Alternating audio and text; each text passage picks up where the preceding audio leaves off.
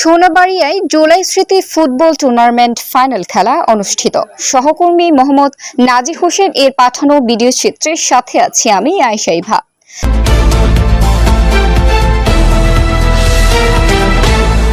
22 জুলাই 2025 বিকাল 5 ঘটিকার সময় সাতক্ষীরার কলারোয়া উপজেলার সোনাবাড়িয়া ইউনিয়ন সোনাবাড়িয়া সম্মিলিত মাধ্যমিক বিদ্যালয় চত্বরে জুলাই স্মৃতি ফুটবল টুর্নামেন্ট ফাইনাল খেলাটি অনুষ্ঠিত হয়েছে। খেলায় প্রধান অতিথি হিসেবে উপস্থিত ছিলেন কলারোয়া উপজেলা নির্বাহী অফিসার মোহাম্মদ জহুরুল ইসলাম। বিশেষ অতিথি হিসেবে উপস্থিত ছিলেন বাংলাদেশ জামাত ইসলামীর সোনাবাড়িয়া ইউনিয়ন শাখার আমির মাওলানা কবির মাহদি। খেলাটির সার্বিক তত্ত্বাবধানে ও সহযোগিতা করেন বৈষম্য বিরোধী আন্দোলনের কলারোয়া উপজেলা শাখার মুখ্য সমন্বয়ক মোহাম্মদ খালিদ মোল্লা। ধারাভাষ্যে ছিলেন সোনাবাড়িয়া একাধিক খোলার ধারাভাষ্যকর আব্দুস সাত্তার। জুলাই স্মৃতি ফুটবল টুর্নামেন্ট ফাইনালে Sonabaria Masterpara football academy champion অর্জন করেন।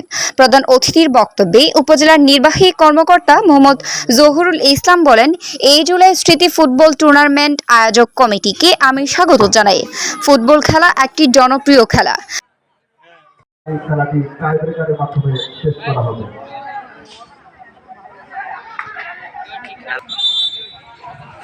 ফাউল করো।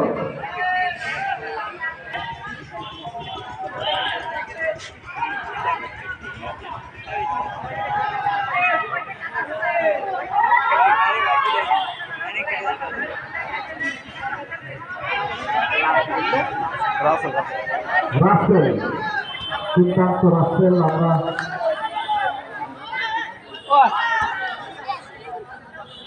এভাবেও আক্রমণে পূর্ণ হওয়া সুতরাং কথা অভি সামনে গিয়েছে অভি থেকে শিকন